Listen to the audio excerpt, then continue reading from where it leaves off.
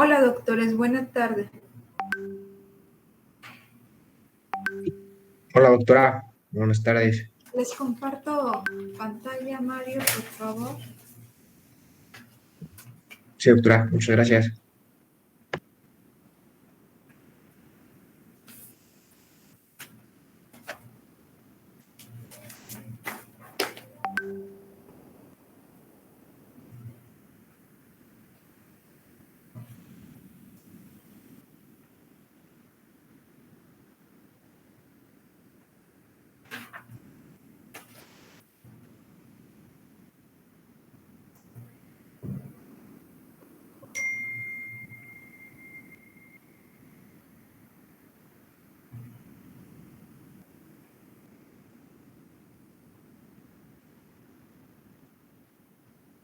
Nos quedamos en ¿qué parte, Mario?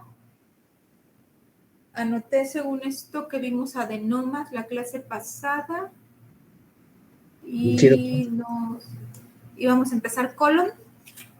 Sí.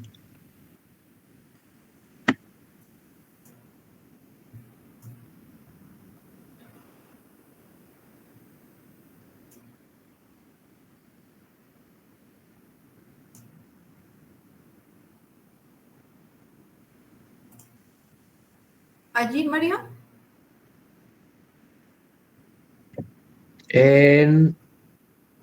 Exacto, doctora. En esa diapositiva habíamos visto un poco y ya después se cortó. Ok.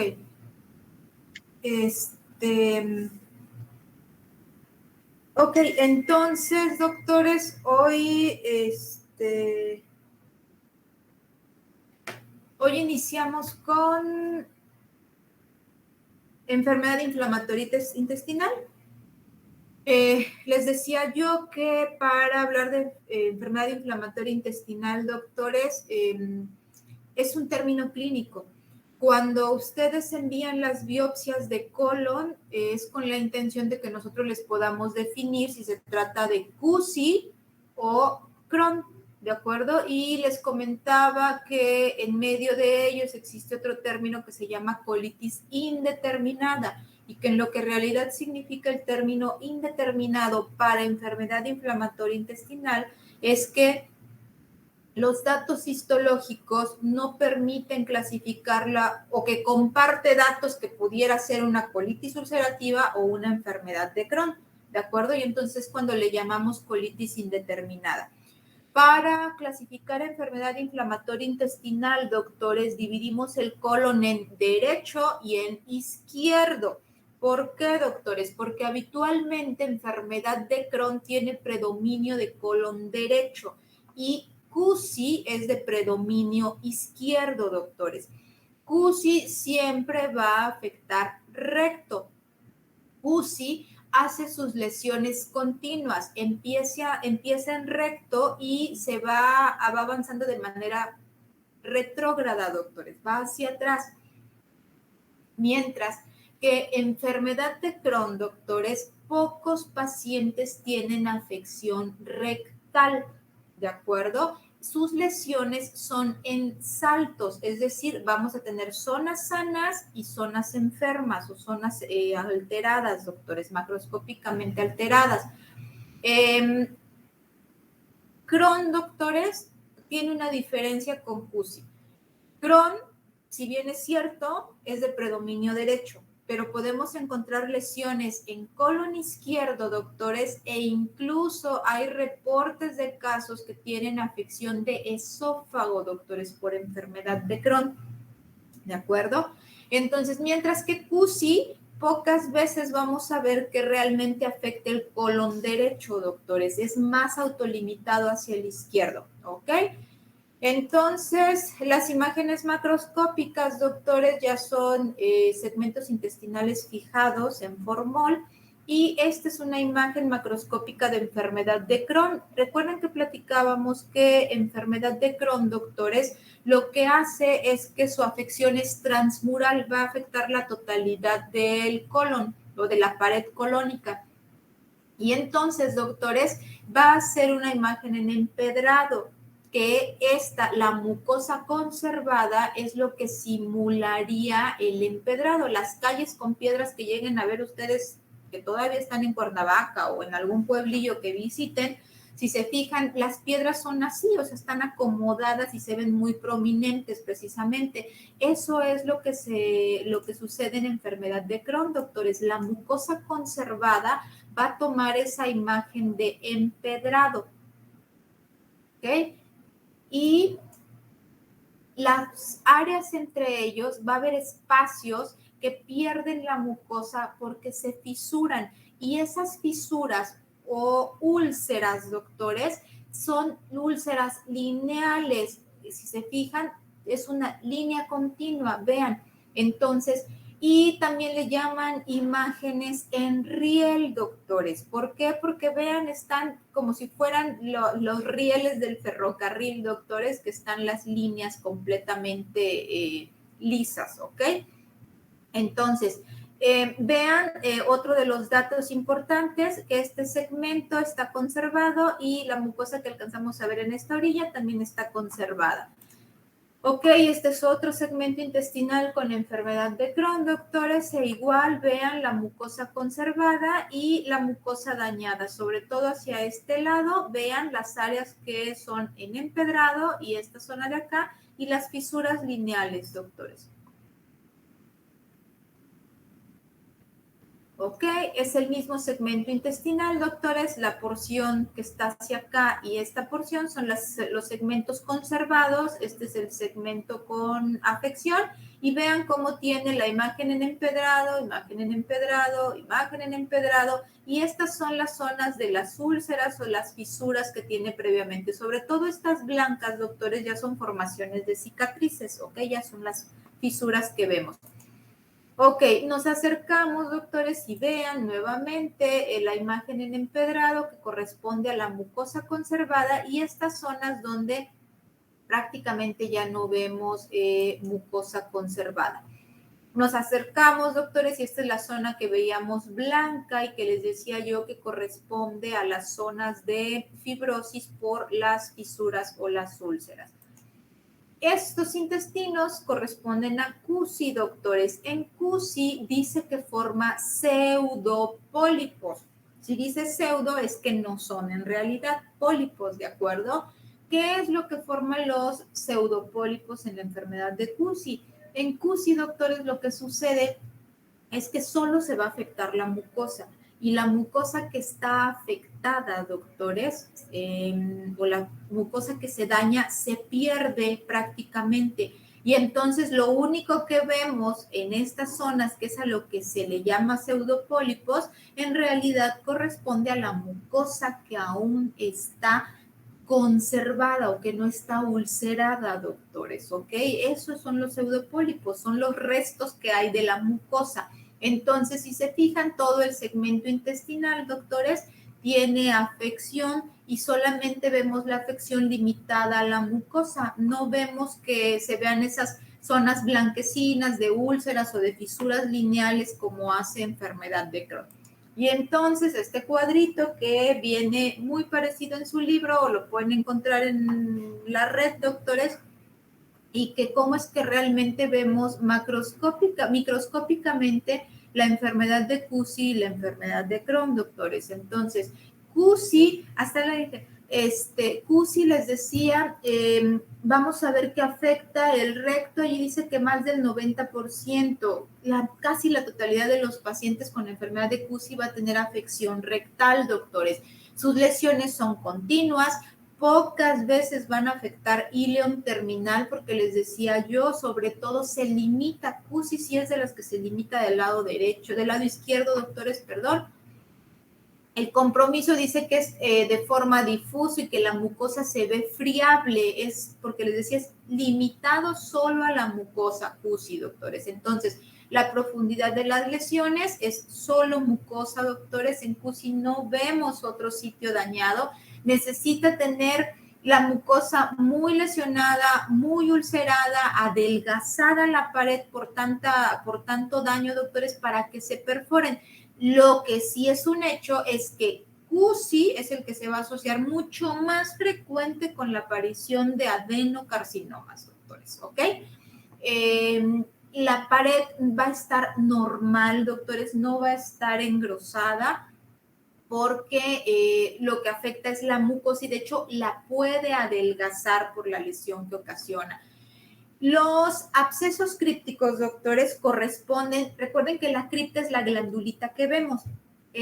Un absceso, doctores, corresponde al depósito de neutrófilos en la luz de la foveola o de la cripta o de la glándula, como le quieran llamar. Esos son abscesos crípticos. Y los abscesos crípticos los vemos, tanto el absceso críptico como la criptitis, que es la inflamación que veamos infiltrado de linfocitos en la foveola, doctores, va a ser casi exclusivamente de QSI, doctores. Los abscesos sí, los abscesos solamente los vemos en QSI, podemos ver criptitis en ambas, doctores. Los pseudopólipos solo los vemos en QSI. Los granulomas, no hay granulomas en QSI, doctores. Las fisuras, tampoco hace fisuras. Si ustedes hablan de fisuras, significa que está afectando la totalidad de la pared y vemos así cómo se separa el tejido. Vemos en la biopsia, doctores, que ustedes nos llegan a enviar, vemos cómo se separa el tejido o vemos, por ejemplo, una parte que aún está conservada y la parte donde se fisuró, vemos cómo se está separando el tejido, la mucosa, doctores. Y los agregados linfoides los podemos observar, sí, doctores, pero solo donde veamos que la mucosa está dañada. Si la mucosa está normal, no tenemos por qué ver agregados linfoides en QSI, doctores. Si vemos agregados linfoides que no estén asociados con lesiones de la mucosa, apuesten que eso es Crohn, doctores, ¿ok? ¿Qué es lo que vemos en enfermedad de Crohn? La mayoría de los pacientes con enfermedad de Crohn, doctores, el recto está respetado, ¿sí? Es una de las características que les ayuda incluso a ustedes clínicamente, endoscópica o colonoscópicamente, doctores, a poder identificar si el paciente tiene más probabilidades de tener QSI o Crohn, dependiendo de cómo es que ustedes vean el recto. Las lesiones son en salto, les decía, áreas conservadas o áreas sanas y áreas enfermas. Las lesiones, doctores, en ilion son frecuentes. ¿Por qué? Porque el ilion está del lado derecho del colon, ¿de acuerdo? Y les decía, incluso hay lesiones que pueden afectar el resto del tracto gastrointestinal. La imagen que van a ver en la mucosa, doctores, son las imágenes en empedrado o las úlceras lineales. La afección en Crohn es transmural, doctores, esa es la característica.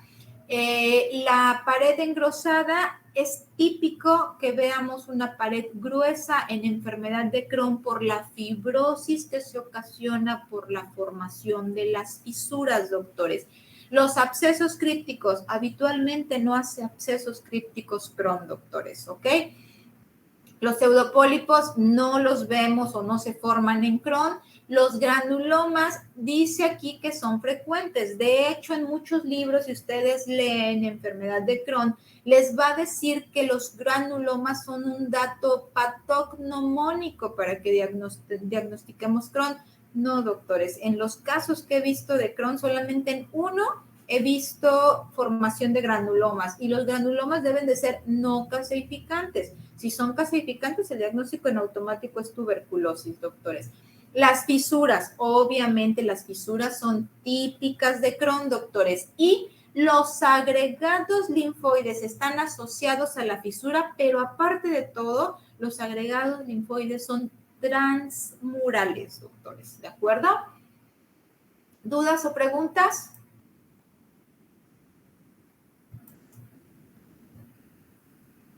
Yo tengo una rápido. Es que me confundí un poco. Entonces, ¿los granulomas no los vamos a ver presentes ni en GUSI ni en Crohn? ¿O sí en GUSI? ¿Otra vez, Olivia?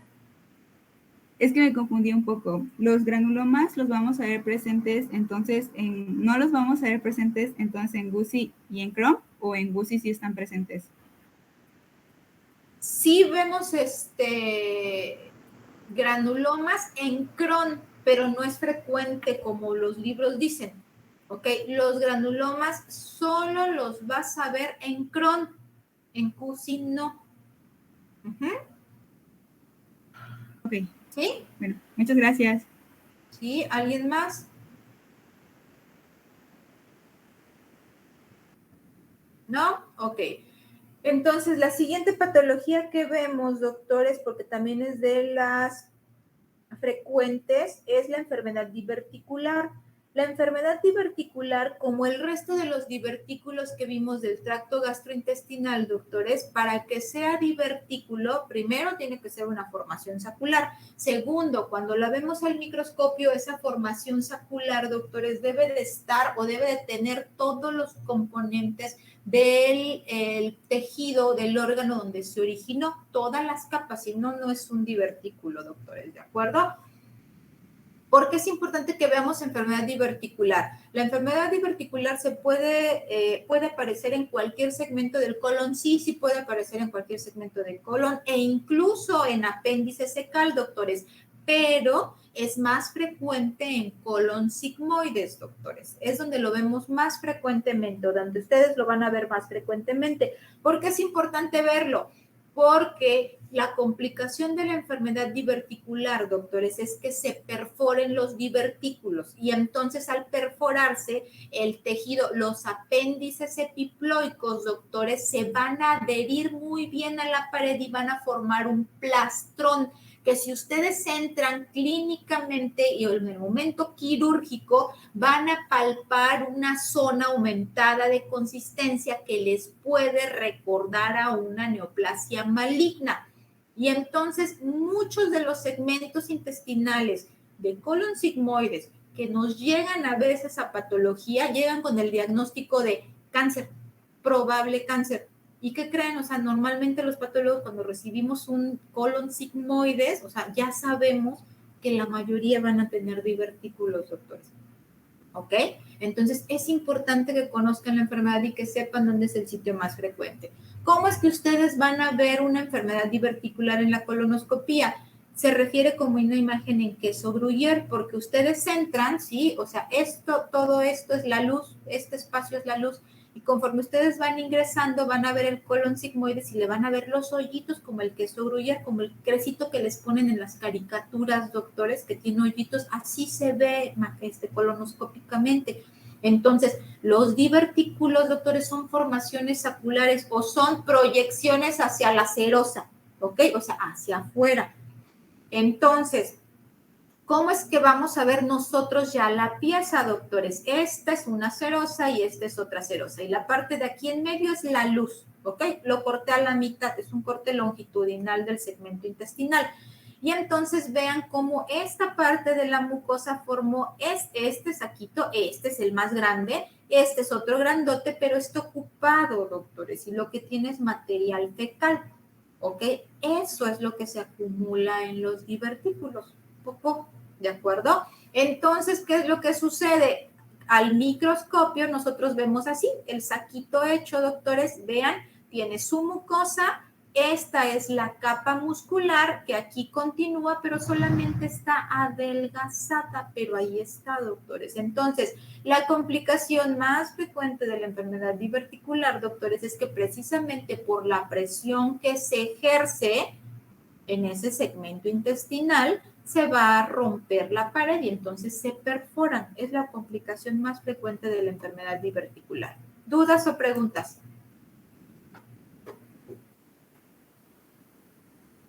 ¿No? Sí. Entonces, o sea, un divertículo podría definirse como un trastorno genético de crecimiento celular, el cual presenta las 4 capas. No. No, no es, o sea, no es genético porque el que tú tengas divertículos no significa que tu papá pueda tener divertículos o que tus hijos vayan a tener divertículos. ¿Ok? Tiene muchas causas, es multifactorial, ¿ok? Pero sobre todo está implicada la dieta, ¿ok?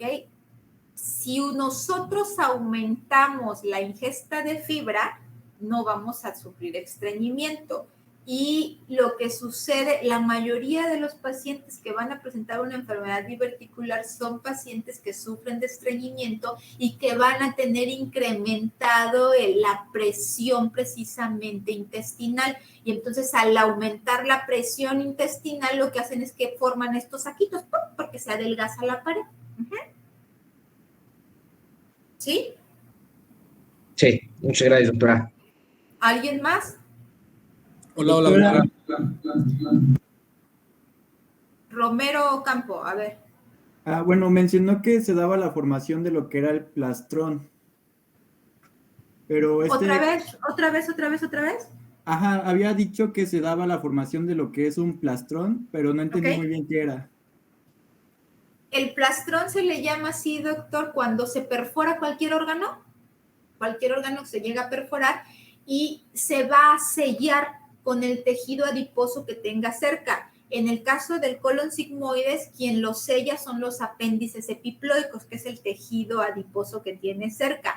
Si se perfora, por ejemplo, el apéndice, quien forma el plastrón es el epiplón, que es lo que está más cerca del apéndice. Si se perfora el estómago, quien forma un plastrón es el omento, ¿ok? O el epiplón también, que así se le llama. Entonces, normalmente el plastrón se va a formar cuando tienes algún proceso en el que un órgano se perforó, ¿sí? Y va a tratar de sellar esa perforación. Es una respuesta inflamatoria para tratar de contener toda la reacción que se pueda originar secundaria a la perforación, ¿sí? Sí, doctora, gracias. ¿Sí? ¿Alguien más? Yo, doctora, es que tuve un problemita aquí con el micrófono. ¿Qué pasó, Emiliano? ¿Me escucho bien? ¿Sí? Ok. Entonces, si yo quisiera definir a un divertículo, ¿simplemente sería una proyección hacia la serosa? Sí, una proyección hacia la serosa, una formación sacular que contenga todas las capas del órgano del cual se originó, pero siempre tiene que ser hacia el exterior, ¿ok? No es hacia la mucosa, porque recuerden que la diferencia o la definición de pólipo es una proyección hacia la mucosa, una proyección de la mucosa hacia la luz. Ok, y entonces la Si función ustedes no especifican hacia dónde es, si es hacia el interior o hacia el exterior, podemos hablar de un pólipo.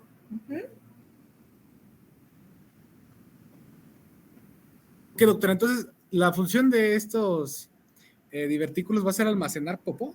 No, no es función. No tienen una función. Los divertículos no tienen una función. ¿Ok? Los divertículos son saquitos, se van a formar, se forman sacos, es como si formaras bolsas, o sea, son dilataciones que se van a formar de manera anómala en el segmento intestinal. Entonces, no tienen ninguna función, pero como es una bolsita, doctores, y por el colon pasa la materia fecal, pues es como si tú estuvieran aventando dulces y abrieras los brazos, pues seguramente vas a cachar algo. Así le pasa al divertículo. Está el saquito formado y está pasando la popó, pues obviamente allí se va a ir quedando y se va llenando, y conforme más se va llenando, pues se dilata más y se forma más grande el divertículo. ¿Sí? Pero no es una función. O sea, una función es algo que le corresponde hacer a ese órgano, a ese tejido, porque así es siempre. ¿Ok? No todos tenemos divertículos. Y si no tuviéramos divertículos, entonces no funcionaríamos de manera adecuada porque nos faltaría el divertículo que sirve para contener la materia fecal, según esto, ¿no? Entonces, no es una función. Lo que sucede es que como forman sacos, ese saco se va a llenar de popó. ¿Sí? Muchísimas gracias, doctora. Doctora, una pregunta. Sí, Abril. Entonces, ese saquito cuando se rompe es por eso que se ven como en queso. O sea, No. O así son. La imagen que ustedes ven macroscópicamente, colonoscópicamente, se llama imagen en queso Gruyère, porque esos hoyitos que ustedes ven corresponden precisamente a los saquitos. Ustedes, es como si... ¿Han visto las gradillas en los laboratorios que tienen todos los tubitos de ensayo? Sí. ¿Sí? ¿Abril? Sí. Ok. Si tú te paras así y ves por encima la gradilla, no ves realmente el tubo. Lo que ves es la boquita del tubo. ¿Ok? Solo ves los hoyitos. Haz de cuenta que así es como tú estás viendo esta imagen en queso gruyere, es porque ustedes solamente están viendo la luz. Ajá, Si esa sería vieran ustedes... ¿Otra vez, Abril? Esa sería como la entrada únicamente. Así es. Okay. Si ustedes vieran por fuera, en lugar de ver hoyitos, verían redondito, que sería el fondo del divertículo. ¿Ok? Sí, doctora. Y del lado lo vemos así, el saquito como es. Sí, ya, doctora, gracias. ¿Sí? ¿Alguien más? Doctora, ¿sí me escuchó? Sí, Fernando. Ok. Bueno, yo lo definí como los divertículos que son protusiones o formaciones oculares que están caracterizadas por tener todas las capas de las vísceras de la víscera hueca donde se originaron. ¿Está bien o...? Sí. Sí. Sí. Recuerden que deben nada más de decir que debe de contener todas las capas y que debe de ser hacia el exterior, ¿ok? Como le quieran decir, sacular, como le quieran decir, pero que tiene que ser hacia el exterior. Sí, doctora, gracias.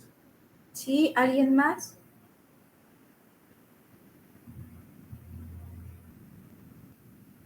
¿No? Ok, entonces ahora vamos con las neoplasias de colon. Esta imagen creo que sí viene en el Robbins, creo que sí la saqué de allí. Pero bueno, está mal, está incorrecta, ¿de acuerdo? Aquí les ponen según que esto es un continuo. No es así. Dijimos que los pólipos son benignos, los adenomas son premalignos, ¿cierto? Entonces, aquí les ponen que según inicia una hiperplasia, que después conforme va creciendo hace displasia leve, displasia moderada, displasia severa, luego se forma polipoide, después se forma una neoplasia, se ulcera y se forma la neoplasia o el cáncer, ¿de acuerdo? No. Vamos a tomar en cuenta nada más esta imagen, doctores, para explicar lo que les comentaba cuando vimos pólipos y adenomas. Los pólipos y los adenomas pueden ser sésiles si se originan directamente de la mucosa o pediculados si tienen un piecito de la mucosa conservado y sobre ese piecito se forma el pólipo, ¿ok? Entonces, sésil y pediculado, doctores. ¿Cuál es el que ocasiona más sintomatología? El pediculado. ¿Por qué? Porque si pensemos que de aquí a esta línea es la luz intestinal y aquí viene la materia fecal en esta dirección, pues va a pasar y va a empujar al pólipo hacia adelante y cuando pasa la popó, se regresa. ¿Ok? Y entonces en ese golpeteo, doctores, produce sangrado. Y entonces los pacientes con lesiones pediculadas son más propensos a tener sangrado, ¿de acuerdo? No un sangrado así abundante, pero sí se pueden percatar de un sangrado ellos a lo mejor al limpiarse, o si son pacientes que sean muy atentos en todo lo que les pasa, pueden ver que sus heces tienen restos o estrías de sangre, doctores, ¿ok? Bueno, esta es una pieza macroscópica. ¿Cómo es que vemos o cómo es que ustedes ven las lesiones? Bueno, sí vemos, porque esta es una pieza, una resección. Vean, este y este, doctores, son lesiones polipoides sésiles. Está la mucosa y en automático está el pólipo o la lesión polipoide. Este de acá, doctores, también es sésil, porque aquí está la mucosa, pero en esta imagen lo que intenta mostrarles es que los pequeñitos son pólipos y los grandotes son adenomas. ¿Tiene razón? Puede ser que sí tenga razón. ¿Por qué? Si leyeron ustedes su libro, les habla de síndromes poliposos familiares, ¿ok? O la poliposis familiar hereditaria. Y estos pacientes que tienen una enfermedad genética, una alteración genética asociada, doctores, y que van a tener pólipos, son pacientes que si ustedes entran a hacerles la colonoscopía en un segmento como este, doctores, le van a encontrar más de 100 o más de 1000 pólipos, ¿de acuerdo? Entonces, ¿qué van a hacer ustedes? ¿A quitar todos los que puedan? No. Los que van a quitar, doctores, van a ser los que vean ustedes más grandes. ¿Qué medidas se recomienda que quiten del pólipo? Cuando tienen una poliposis, doctores, ¿ok? Cuando tienen una poliposis se recomienda que quiten aquellos pólipos que midan más de 1.5 centímetros. ¿Por qué? Porque es más probable que sean los que tengan displasia, es decir, que correspondan a adenomas, ¿de acuerdo?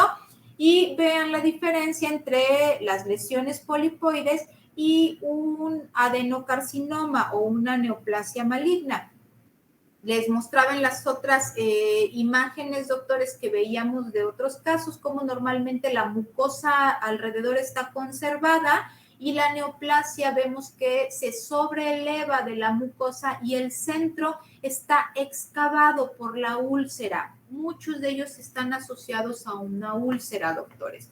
Ok, esta es otra pieza macroscópica donde lo que intenta mostrarnos es que su libro dice que crecen en anillo de servilleta. ¿Eso qué significa, doctores? Que ocupa alrededor de la luz. Por eso es que los pacientes con carcinoma de colon, doctores, son pacientes que van a sufrir de estreñimiento y que si hacen popó, sus heces fecales o su materia fecal son los... sus heces son churritos, delgaditos, finitos, son delgaditos, doctores. No es el tamaño normal o el grosor normal que pudiéramos tener la mayoría de los pacientes. En los pacientes con carcinoma, como la luz está disminuida, el tamaño de su materia fecal, el grosor, son muy delgados, dependiendo de cómo esté la luz. Crece y ocluye la luz, de modo que muchos pacientes, doctores, a veces ni siquiera se dan cuenta que tienen una neoplasia hasta que se ocluyen por completo, doctores, ¿ok? Entonces, vean, está el tejido normal, y esta es la neoplasia, donde aquí macroscópicamente se ve que rompió ya la serosa. Vean, todo esto es la neoplasia, y aquí, esta zona de acá, corresponde a un adenoma, doctores. La mayoría de los adenocarcinomas vamos a encontrar que están asociados a un adenoma del cual se originaron. Y en la mayoría de los adenocarcinomas, los adenomas que les dan origen son vellosos, doctores. Ok, esta es otra imagen macroscópica. Vean nuevamente el segmento colónico, la mucosa conservada, y donde está la neoplasia. Esto es una úlcera, doctores. Todo esto es una úlcera. La neoplasia normalmente se eleva sobre la mucosa, sus bordes son irregulares, anfractuosos, tienen necrosis, y el centro tiene necrosis y la úlcera, doctores, están excavadas. La mayoría de las neoplasias de colon tiene esa característica, doctores, que están excavadas. Ok, ¿qué es lo que vemos histológicamente o cómo se llaman las neoplasias de colon? Pues si el colon, doctores, tiene formaciones glandulares, su epitelio es glandular, doctores, su neoplasia se va a llamar adenocarcinoma, su neoplasia maligna, ¿ok? Y los clasificamos en bien diferenciados, moderadamente diferenciados y poco diferenciados, al igual que como lo vimos en esófago, dependiendo del porcentaje de formaciones glandulares que veamos, doctores. ¿Cuál es otra de las características histológicas que tiene el adenocarcinoma de colon, doctores? Algo que se le conoce como necrosis sucia. Esto que ven ustedes en la luz de las glándulas, doctores, corresponden a detritus celulares con infiltrado inflamatorio agudo, y a eso se le conoce como necrosis sucia. La mayoría de las neoplasias metastásicas, doctores, con formaciones glandulares que nosotros vemos que tienen necrosis sucia, podemos sugerir al clínico, cuando no tenemos inmunohistoquímica para realizar la búsqueda del primario, doctores, lo que podemos sugerirles es que en base a la imagen histológica se sugiere búsqueda de primario en colon. ¿Por qué? Porque la necrosis sucia es exclusiva, doctores, de colon, ¿de acuerdo? Ok, y entonces si hablamos de que se clasifica de acuerdo a sus formaciones glandulares, si nosotros vemos esta imagen de la neoplasia maligna, esto correspondería a un adenocarcinoma de colon moderado o bien diferenciado, dependiendo de cómo esté el resto del tejido. Y esta imagen, doctores, que casi no tiene glándulas, sería un adenocarcinoma de colon poco diferenciado. ¿Dudas o preguntas hasta aquí, doctores?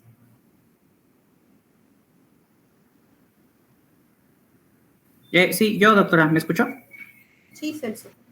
Estábamos diciendo que los adenocarcinomas se originan de los adenomas vellosos. Eso es siempre, ¿verdad? ¿Eso es qué? ¿Siempre? A ver, les decía que la mayoría de los adenocarcinomas, ¿sí?, se van a originar en un adenoma, ¿sí? La mayoría de ellos. O sea, que nosotros lo logremos ver. Y que cuando identificamos el adenoma del cual se originaron, habitualmente son de tipo velloso. Cuando a nosotros nos llega una pieza quirúrgica, doctores, por un adenocarcinoma de colon, o sobre todo en colon, es cuando vemos que se originan de los adenomas, nosotros tenemos que muestrear toda la neoplasia para que les podamos dar su grado de diferenciación, su extensión de la invasión, doctores, y si vemos, por ejemplo, en esta neoplasia, esta parte y esta de acá corresponden a adenomas, doctores, o a formaciones previas, ¿ok? Entonces, si logramos identificar algo que parezca de dónde se originó, es decir, un adenoma, lo muestreamos, y si logramos decirles que se originó de allí, o sea, si lo vemos al microscopio, doctores, lo asentamos. ¿Okay? ¿Es importante asentarlo? No, no es importante asentarlo. Lo más importante es que les digamos a ustedes si es maligno, cómo se diferencia y hasta dónde está infiltrando. ¿De acuerdo? Sí, doctora, ya quedó, gracias. ¿Alguien más? Doctora, perdón, yo pudiera regresar tantito a algo, o sea, que ya dijo.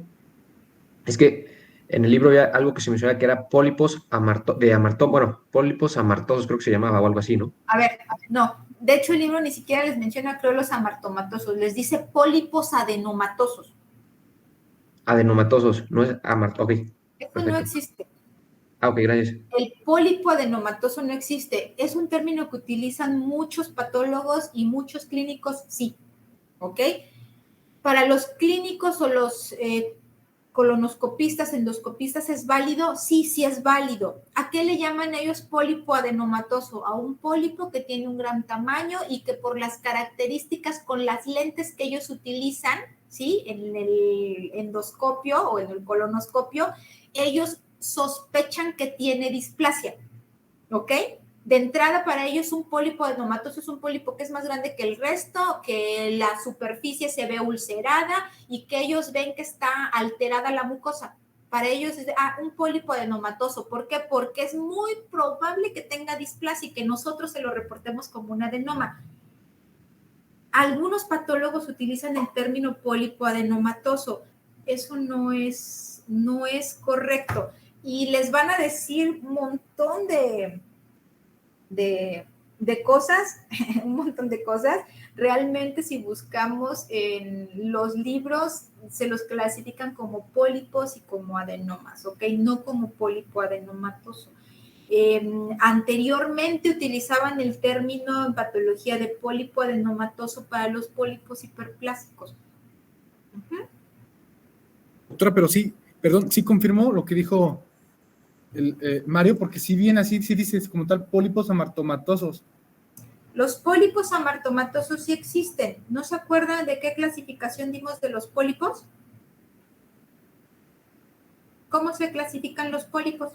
Uy, doctora. Hiperplásicos, inflamatorios. A ver, espérenme, no hablen todos. ¿Quién habla? Si quieres, Celso. ¿Fernando? Ya se los digo yo. Amartomatosos, inflamatorios e hidroplásicos. Ok. Así es como se clasifican los pólipos. Son esos 3 tipos de pólipos. ¿Sí? ¿Y los adenomas? Tubular, velloso y tubulovelloso. Ok, Celso. A ver, espérenme, Luis Fernando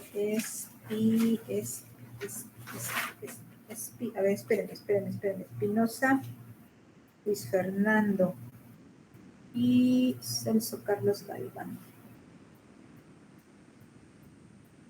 Estamos a 9. Ok. ¿Sí, Mario? ¿Y Emiliano? Se me fue el internet, doctora, pero sí escuché la mayoría. Me entré por Entonces, Ok. el término bueno, el pólipo adenomatoso ya no se ocupa, doctora. Va que va. El pólipo adenomatoso, el término pólipo adenomatoso es un término que sí es válido para los endoscopistas o colonoscopistas, ¿ok? Sí es válido. Para ellos sí. En patología no. Ya no se debe utilizar ese término.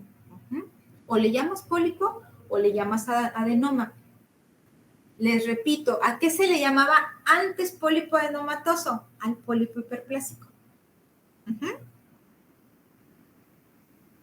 ¿Sí? ¿Quedó claro? Muy claro, doctora. Gracias. ¿Sí, Mario? Sí, perfecto, doctora. Gracias. Ok, ¿alguien más?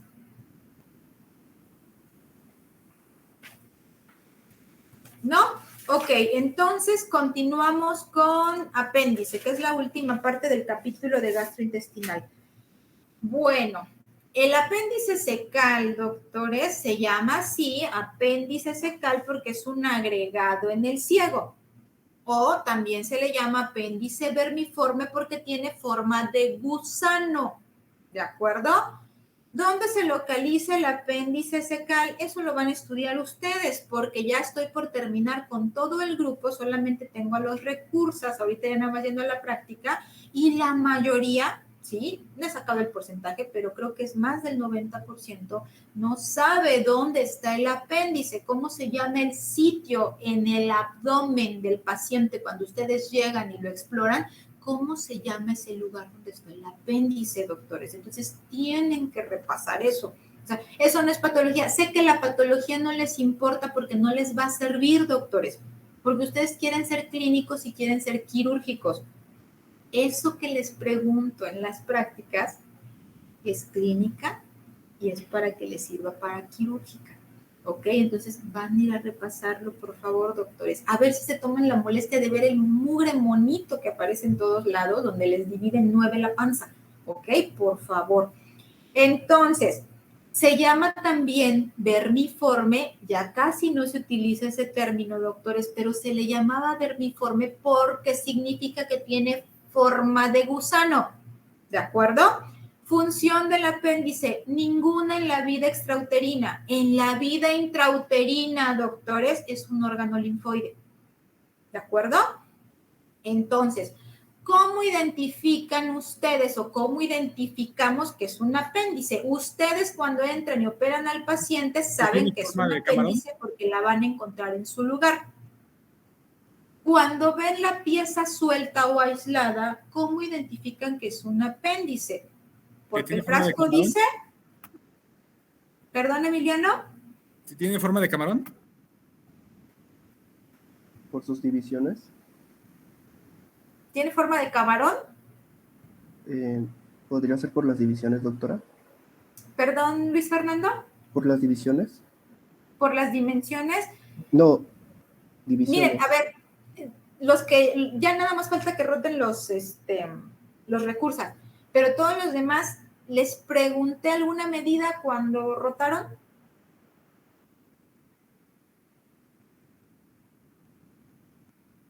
No, doctora. No. ¿Por qué creen que no les pregunto medidas? Porque puede cambiar. Por la variabilidad. van a variar dependiendo de la edad, de la estatura, de la complexión. Muchos órganos. El apéndice no importa la complexión, ¿ok?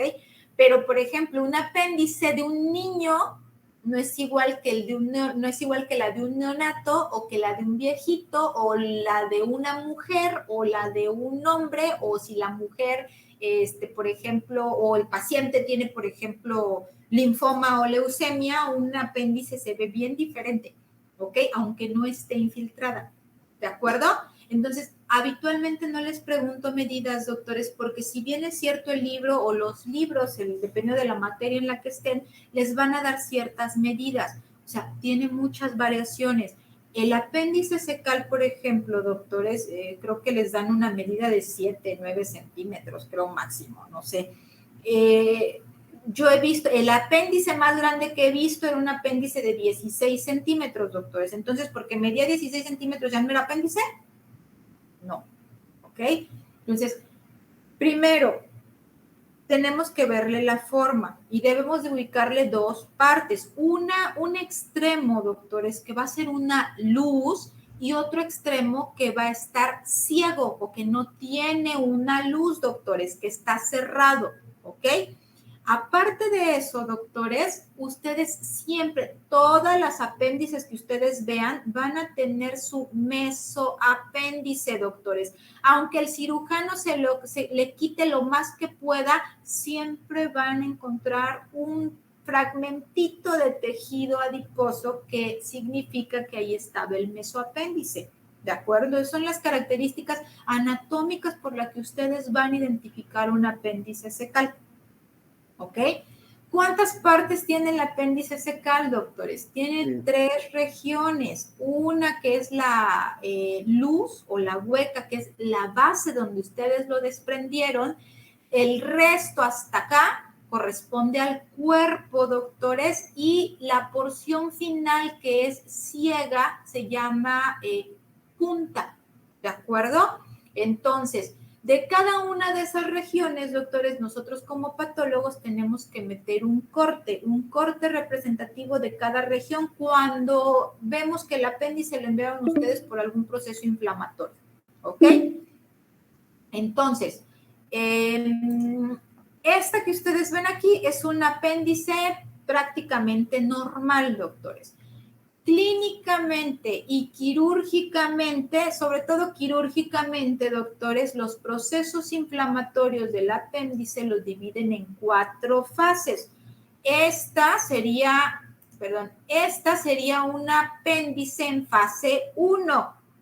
Cuando ya estén en cirugía les van a dar los nombres correctos de cada fase, doctores.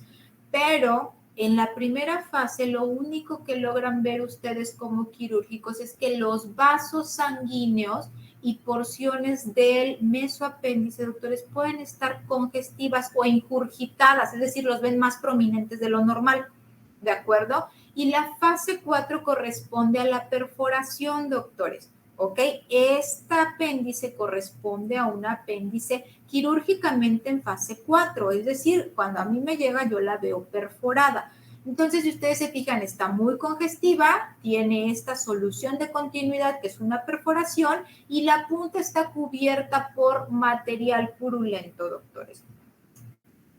Este es un corte histológico, doctores, de un apéndice donde vemos todas sus capas, doctores, y vean, la mucosa, doctores, está formada principalmente, si es cierto, tiene glándulas, las vemos en la superficie, pero principalmente vemos tejido linfoide, lo que corrobora el hecho de que en la vida intrauterina es un órgano linfoide, doctores, ¿de acuerdo?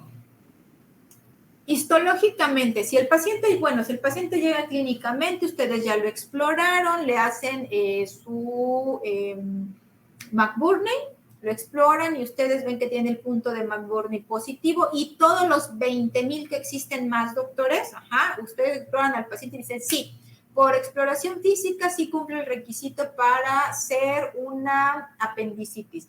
Ok. pero aparte de palpar al paciente, de explorarlo, ¿qué le piden? Le piden exámenes de laboratorio. ¿Qué les va a importar del examen de laboratorio? Para hacer diagnóstico, la biometría hemática, doctores. Les va a interesar la parte de la fórmula blanca, donde los leucos, doctores, van a estar arriba de 15,000 habitualmente. Y si ustedes se van a la diferencial, los pacientes con apendicitis forman bandas, doctores, ¿ok? Histológica, anteriormente, doctores, lo más que había en los hospitales de rápido eran las radiografías. Actualmente a los pacientes con apéndice apendicitis les llegan a pedir hasta tomografía, ¿no? Entonces, antes solamente era una radiografía la que pedíamos en urgencias para comprobar nuestro dicho o nuestra sospecha de que era apendicitis. Y lo que se pedían eran las radiografías de abdomen, doctores, el paciente de pie, y lo que veíamos era borramiento del psoas por la irritación peritoneal, doctores, y si estaba perforada se veían niveles hidroaéreos hacia lo que era el diafragma, doctores. Si ustedes ya hicieron su diagnóstico clínico, doctores, ¿sí? Y pasan al paciente al quirófano, ahora patología les tiene que dar el diagnóstico si realmente fue apendicitis o realmente fue otra causa la que le causó el dolor al paciente.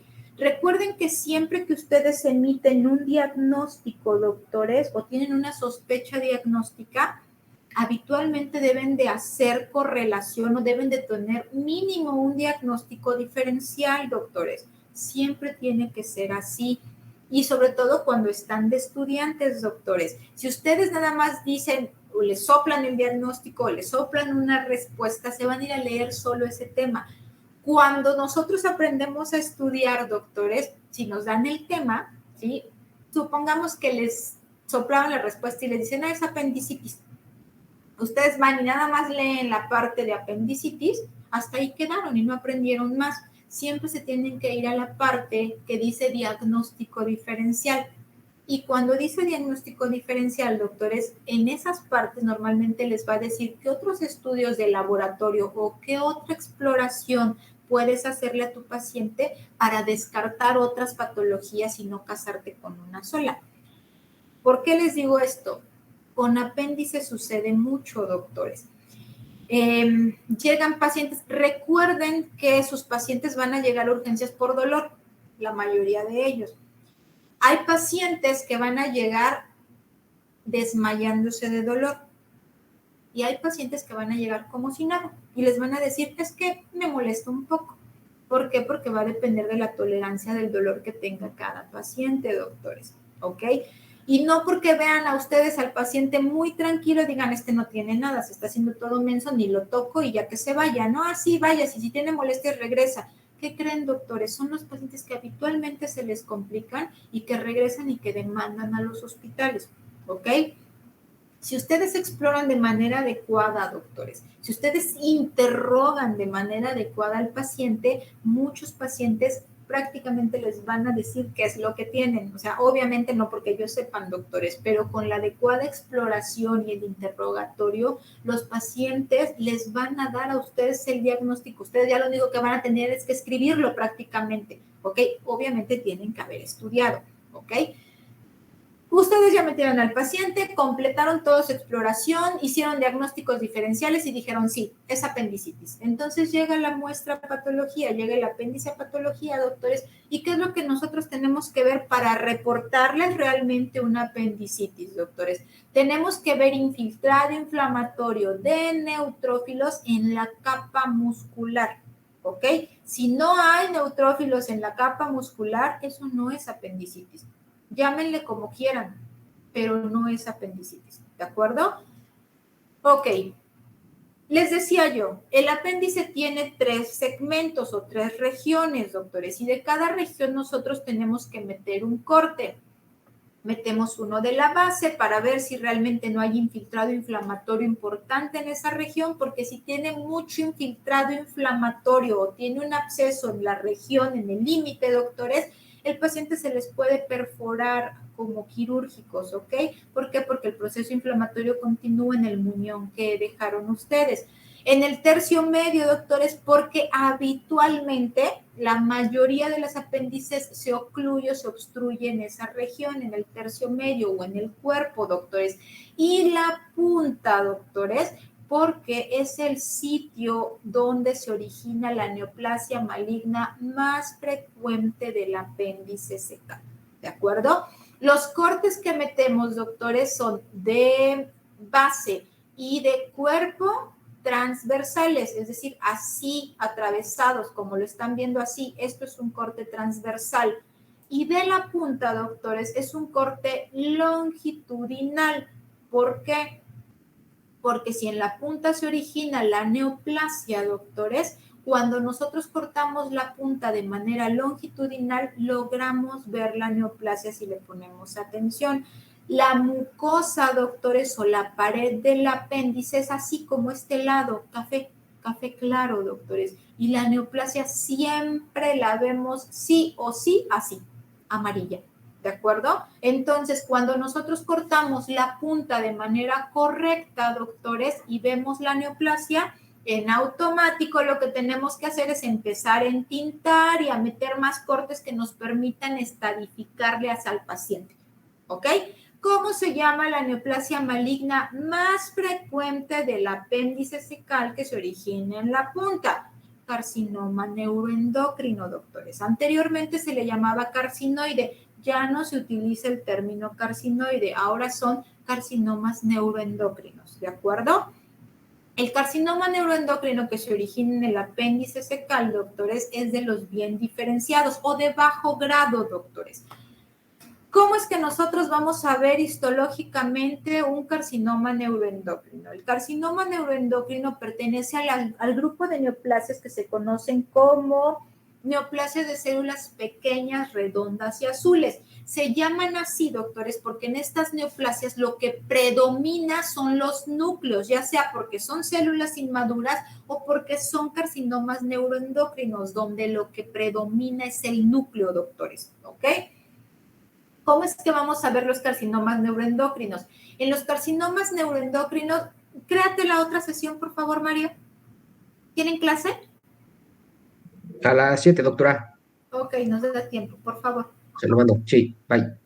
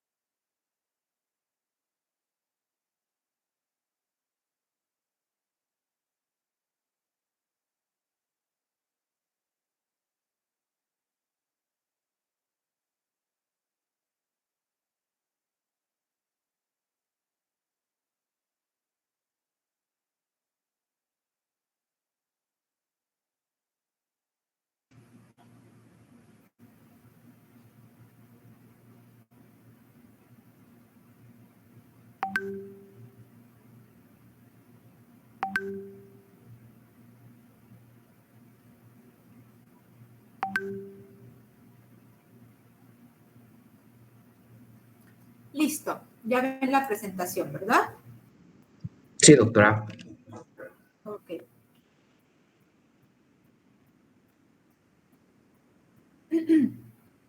Ok, entonces les decía, ¿cuál es la característica que nosotros vemos histológicamente de los carcinomas neuroendocrinos? Bueno, doctores, pues acostumbran las células neoplásicas a agruparse, doctores, y forman grupos en la mayoría de ellos se conocen como ínsulas, ¿ok? Ahorita les muestro. Entonces, si ustedes se fijan, son estos grupos y lo que vemos principalmente en este grupo de células neoplásicas son los núcleos, doctores.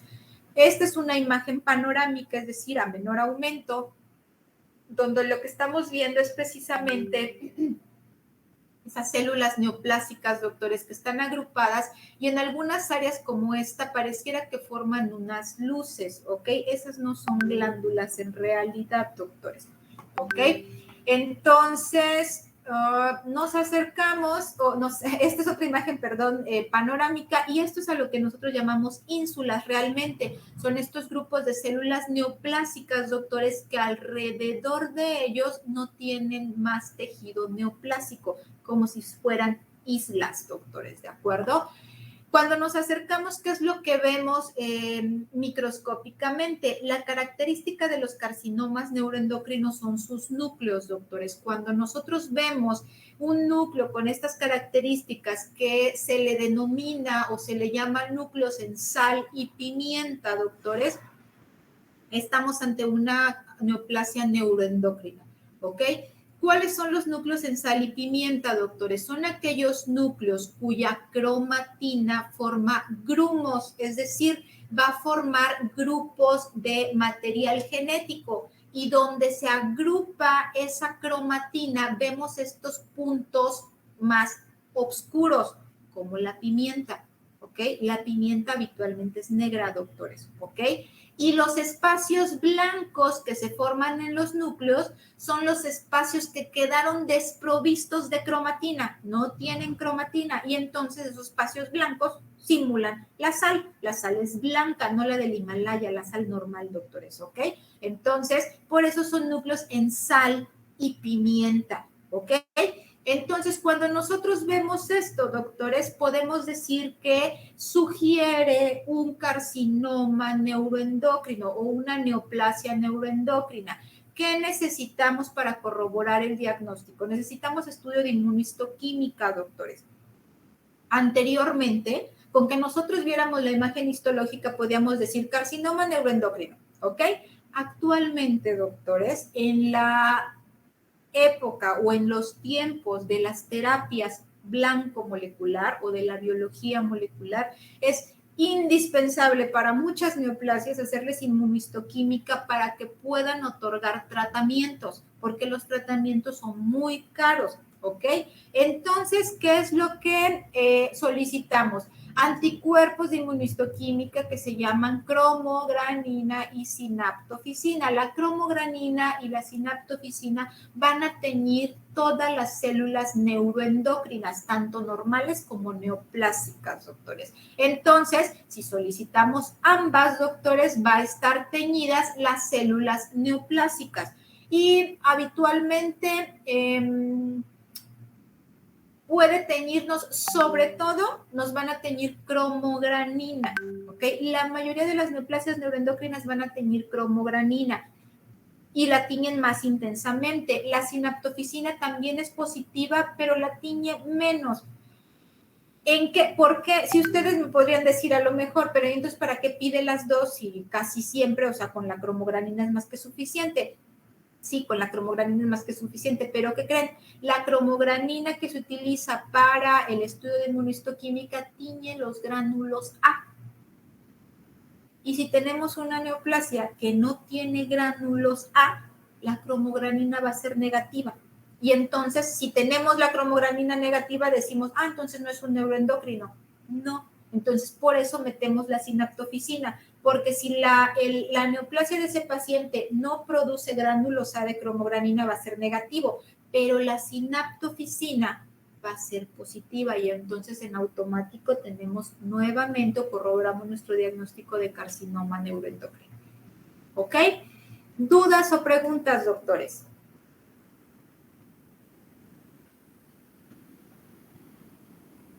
¿No? ¿Ninguna? ¿Quedó todo claro? Ok, entonces, doctores, terminamos la parte de gastrointestinal.